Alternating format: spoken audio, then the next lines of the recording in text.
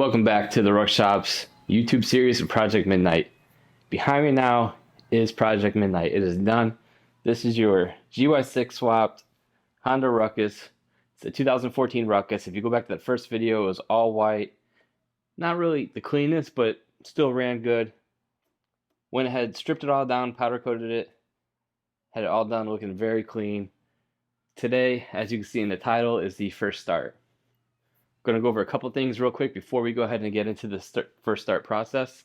What you want to do is, one, make sure you got fuel. So Dakota went ahead and put oil, gear oil. We have gasoline in here now. We like to run 93 in these, so usually if you don't have 93, you might have 91. That's not a bad option as well. You're going to prime the tank.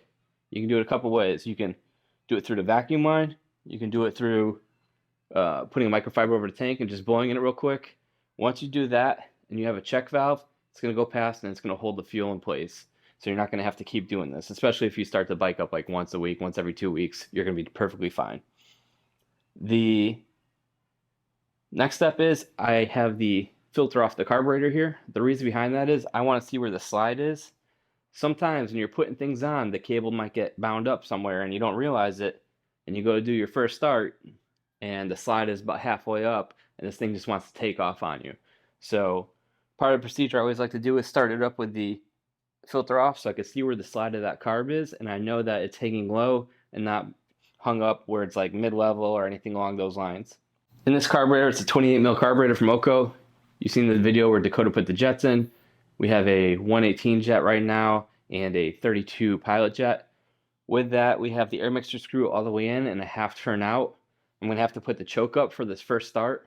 Once I get the choke up, have it run for a few seconds, I'm going to drop the choke down. It's not really cold out right here. It's probably about 85.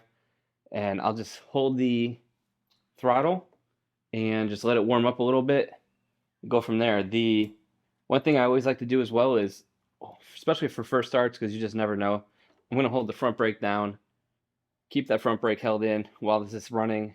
Once I get the idle dialed through the idle screw here with the spring, I'm going to let it idle out, warm up. This Cerakote is new, so there is also a startup process for when you Cerakote an exhaust. You let it run for like 10 minutes, let it cool off. Run a run for 10 minutes again, let it cool off, so it bakes in. So I am going to have to do that as well. You're going to do it off the camera, so we don't have to waste your time with that. Once we get it running, I'll put the filter back on, and we're going to go ahead and take it outside. The process of tuning with this isn't too bad. This setup right now for this carburetor on 150 is pretty dialed. The few things you may have to do is, if you feel that idle's good, takeoff, it feels good, but once you get in the mid-range, it's starting to hesitate. One thing you can do to tell what it's doing when it's hesitating is, if you put your hand over the filter and kind of cover it off, restrict airflow, and it starts running better, that means you have too much airflow. So you're going to adjust the needle to allow for more fuel. If it's getting worse, then you might already have too much fuel as it is. So you can adjust the needle again, go up, and allow for more airflow, and that should clean out your mid-range. Wide open, if it starts bogging, you can do the same thing. Once you find that bog spot, you put your hand over and restrict airflow and it gets better, you're too lean, so you might have to go up on the main jet. If you put your hand over and it gets worse, you're too rich, so you're going to have to go down. That is the basics of tuning if you don't have a wideband. We didn't put an O2 bung on here with a wideband because we're trying to do this just as you would off the shelf to make it as easy and helpful with these videos in this series. So that is the off the bench of the seat tuning. So using your hand, covering up, listening to what the bike's doing, and just going off of what I just said. If you're covering it up and you're taking airflow out, it runs better. That means you got too much airflow, so you need to go up on the jet. If it runs worse, then you need to go down on the jet. So try to keep that in mind when you're going through the tuning process with these PWK carburetors. It'll also work with the CVKs as well. Now let's get to what you guys have been waiting for, the first start. So I'm going to go ahead and put the choke up. I'm going to stand on this side of the bike. Usually I try to stay on the other side so you can get a full view, but I have to be able to control the idle pretty clearly on here. So we'll do that right now and get to this first start. Choke up.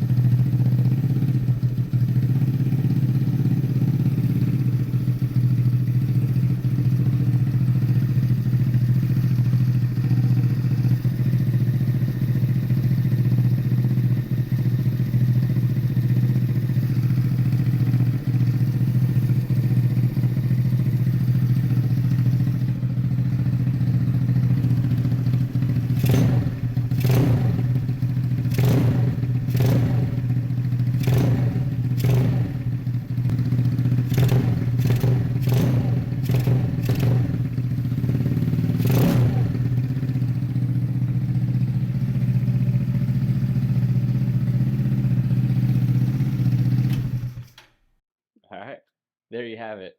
First start was a success. It's great. I was looking at the COSO gauge as well because it does tell your voltage. So I was watching as I was giving it gas there. The voltage was going up to 13.4, so the bike is charging. That is also good. The fuel gauge right now I have to look at because it didn't look like it was registering the fuel. I do know sometimes that the Metropolitan units take a little bit for it to register. So I'm going to go ahead and take it off the lift so I don't stink up the shop with the exhaust fumes. We'll bring it outside, get it started up, and then take it for a few hits in the parking lot, see how it starts doing from that transition from idle to takeoff to mid-range, and go through and start tuning it just like that. And I'll put the filter back on for this.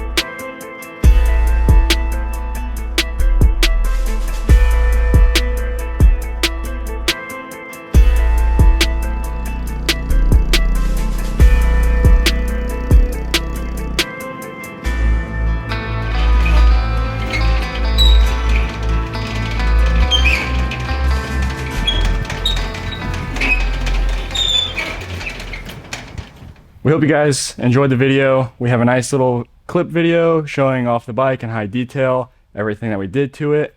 We hope you guys enjoy the series and use it in the future when you're building your own personal ruckuses.